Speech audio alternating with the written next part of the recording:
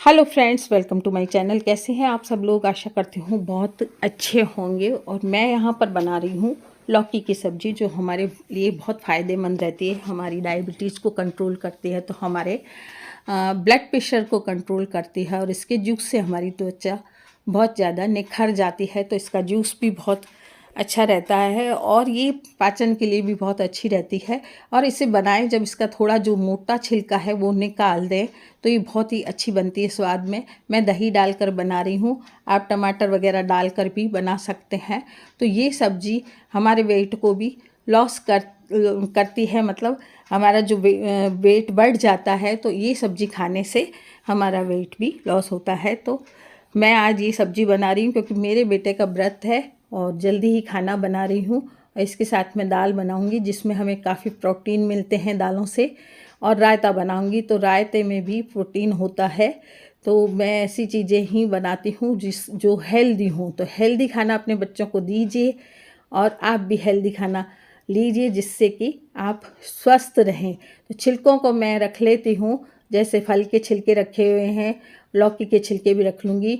और जाकर अपने जो टेरेस है उसमें मैं गार्डन के लिए एक वर्मी कंपोस्ट बना रही हूँ, उसमें डाल देती हूँ। तो इन छिलकों को भी इकट्ठा कर लेती हूँ, और इनका पानी भी बना सकते हैं हम इसको भिगो के, और पौधों में डाल सकते हैं। एक बाल्टी में यदि इन छिलकों को भिगो दिया जाए, और फिर उस पानी को छान कर उसमें भी एक बाल्टी पानी मिलाकर पौधों में डाल दिया जाए, तो हमारे पौधे भी बहुत हरे भरे हो जाते हैं। तो सब्जी को मैं बना रही हूँ। आज मैं आपको एक जानकारी दूंगी कि कमेंट मेरे आया था आस माता के व्रत का। आस माता की जो मेरी वीडियो थी वो अटक गई थी, इसलिए मैंने दूसरी वीडियो डाली है, तो आप उसको ज़रूर देख लीजिएगा। और मेरी तो बहुत सी इच्छाएं पूरी हुई थी इस व्रत से, तो इसलिए मैंने आपको बताया था। लेकिन जिन्होंने कमेंट किया, खुद ने पूरी जानकारी लिए बिना कमेंट किया है। राजस्थान के अंदर ये व्रत किया जाता है, और गलत जानकारी मैं कभी नहीं देती हूँ। तो जब मैं काम कर लूँगी उसके बाद आपसे बैठकर बात करूँगी कि किस तरह से इस व्रत को किया जाता है। और ये होली के बाद ही आता है ये व्रत, और मैं इसको कम से कम 40 साल से कर रही हूँ, और 40 साल के अंदर बहुत सी मेरी इच्छाएं पूरी हुई हैं। तो मैं आप लोगों को कभी गलत जानकारी नहीं दूंगी। जिसकी जानकारी मुझे नहीं होती है उसके लिए मैं आप लोगों से पूछ भी लेती हूँ। जो चीज़ मैं अगर कोई नहीं जानती हूँ, तो मैं आपसे पूछती हूँ कि आप बताइएगा, कि आप कोई रेसिपी भी अगर बनाती हैं तो मुझे बताइएगा कि आप किस तरह से बनाती हैं। और आप बताती भी हैं मुझे। बहुत सी बच्चियाँ जो है मेरी इस यूट्यूब में, मेरी जो सब्सक्राइबर्स हैं, वो मुझे बताती भी हैं, सब्जियाँ कोई रेसिपी भी बताती हैं, सब बताती हैं। तो यहाँ पर मैं खाना तैयार कर रही हूँ, दाल, सब्जी, रायता। और ये हो गई है मेरी दाल तैयार हो गई है, सब्जी हो गई है, रायता कर लिया है, और सलाद काट लिया है मैंने। और अब आपसे बैठकर बात करूँगी, तो बने रहिएगा ब्लॉग में। Hello friends, welcome to my channel. कैसे हैं आप सब लोग? आशा करती हूँ बहुत अच्छे होंगे।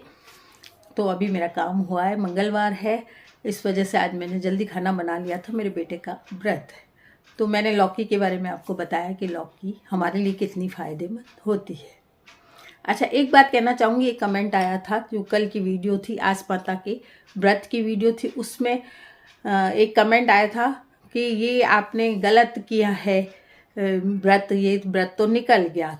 तो ये व्रत निकला नहीं है, और ये राजस्थान का व्रत है।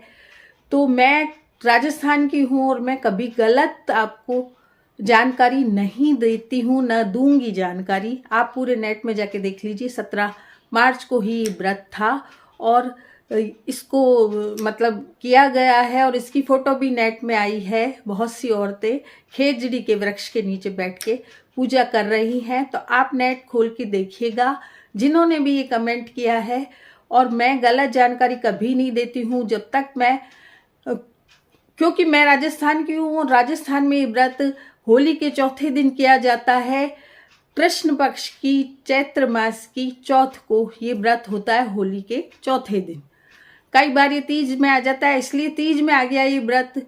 तो तीज चौथ साथ में थी, और ये व्रत था। संकट चौथ भी होगी, लेकिन संकट चौथ 17 जनवरी को थी 2025 की। ये व्रत चौथ माता का, आस माता का व्रत है ये। और गलत जानकारी मैं बिल्कुल नहीं दूंगी।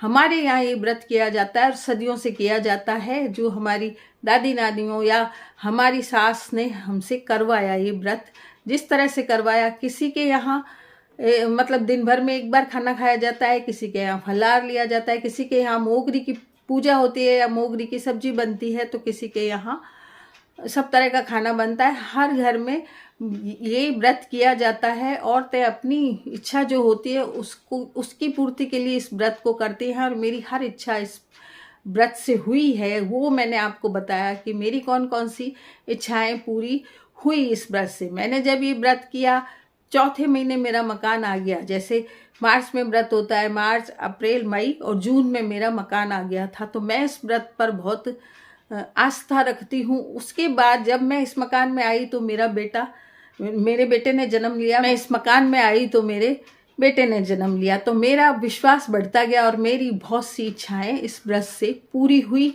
और अभी हाल ही में मेरे बेटी की शादी हुई दोबारा। वो एक बहुत बड़ी इच्छा थी। तो जो भी इच्छाएं वो हम आस माता से मांगते हैं, और हमारी इच्छा को आस माता यदि हम श्रद्धा से व्रत करते हैं तो वो पूरा करती हैं। तो ये व्रत होली के बाद ही होता है। तो ये जो आपने मुझे कमेंट किया वो मुझे अच्छा नहीं लगा, मुझे बुरा लगा कि मैं अपनी जानकारी के बिना आप लोगों को कोई जानकारी नहीं देती। मैं स्क्रीन पे लगा दूंगी जो मैंने स्क्रीनशॉट लिए हैं नेट से। 17 मार्च को ही व्रत हुआ और बहुत सी औरतों ने ये व्रत किया। राजस्थान के अंदर माना जाता है ये व्रत, और कहीं इसको आशापूर्ण माता कहते हैं, तो कहीं आसूली माता भी कहते हैं, तो कहीं आस चौथ माता भी कहते हैं। सब जगह अलग अलग नामों से पुकारते हैं, लेकिन होता ये आस माता का व्रत है। तो ये जो जानकारी मैंने आपको दी, या 17 मार्च को मैंने जो व्रत किया वो गलत नहीं था।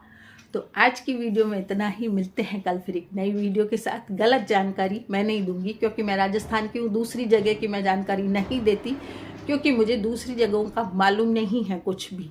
मुझे जो राजस्थान की व्रत त्यौहार जो मालूम है उसी की मैं जानकारी आपको देती हूँ, और जो मैं करती हूँ वो मैं आपको बताती हूँ। तो ये व्रत मेरे लिए बहुत अच्छा रहा और सबके लिए रहेगा अच्छा। अगर आप करना चाहते हैं तो सबके लिए अच्छा रहेगा। यदि आप श्रद्धा से करते हैं, भगवान को भगवान मानते हैं, तो आपकी इच्छा पूरी होगी। इसमें सब्र की ज़रूरत है, धैर्य की ज़रूरत है और श्रद्धा की ज़रूरत है। भगवान के ऊपर हम जब श्रद्धा और विश्वास रखते हैं तो हमारे सब काम हो जाते हैं। तो आज की वीडियो में इतना ही।